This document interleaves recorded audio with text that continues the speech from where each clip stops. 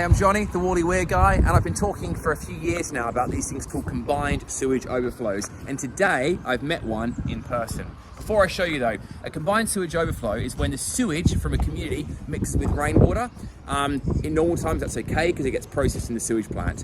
But when there's too much rain, the raw sewage flows directly into the river.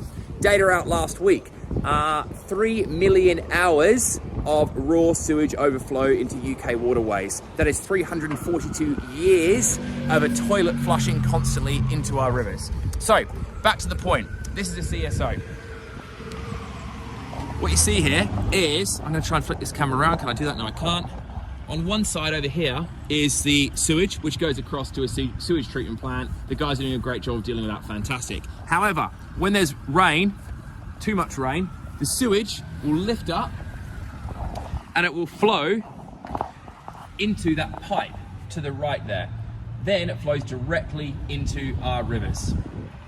So if we get heavy rain here, and once the attenuator tanks are full, we'll get that filthy sewage water in the pipe into our rivers. Now, I'm standing at Morrison's in Bath here.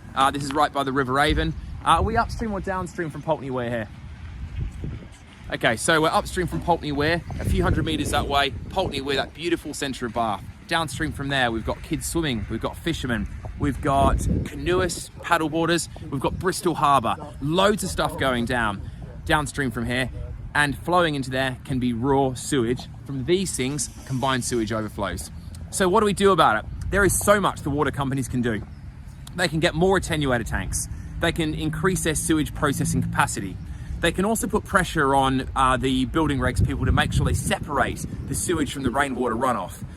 How are they going to do that? Well, there's a lot of barriers to money here. However, look at the water companies' accounts. They are paying massive dividends from their operating profits to their offshore investors. This is people whose wealth sits outside the UK and outside Europe.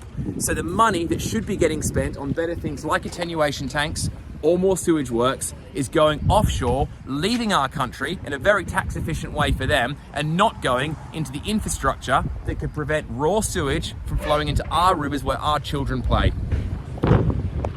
What do you think about that? Do you want to share the message? If you care, get involved, share this video, talk about this, put pressure on the water companies. Things are changing, the government's getting involved, and we can really make some big change in our lifetime. It's going to take time, but we can do this.